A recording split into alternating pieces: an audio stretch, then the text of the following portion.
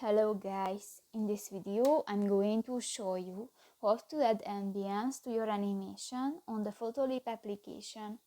But first of all, I just want to mention, please don't forget to subscribe to our channel, because at 100,000 subscribers we are going to show you our YouTube revenue statistics and growth strategy, how to make money online.